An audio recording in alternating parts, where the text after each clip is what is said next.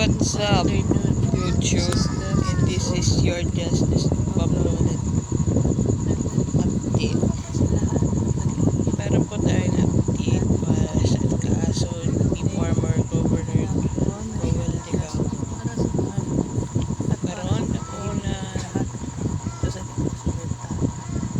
nakansela po ang passport at saka mga ano po nila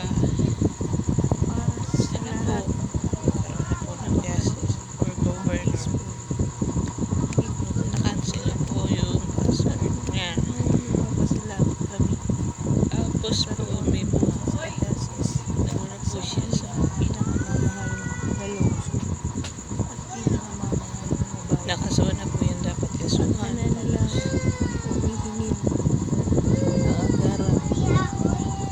hindi na dapat po para sa aming pinakamamahal pa ulit humihingi kami ganito kasi po napakasakit para po sa aming nangyari kaligtasan sa araw-araw. dito sa Negros Hindi lahat ng bagay at sa mundo lahat mula ng ng tao lagi na lang parang naliis kapag once na nagsalita hanggang ngayon pilit pa rin bumabangon sa kabila ng lahat, sa kabila ng pagkawala at sa kabila sa lahat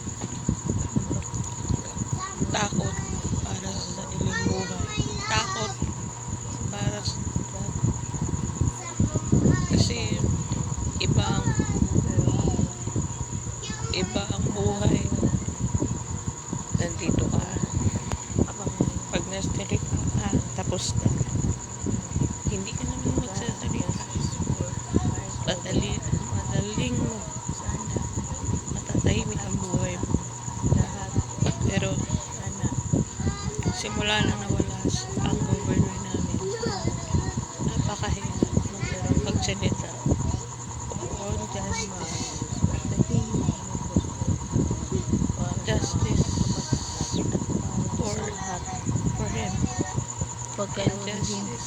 for freedom freedom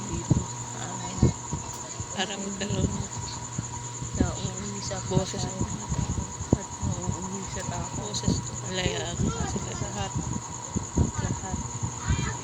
para sa please like and share. Thank you.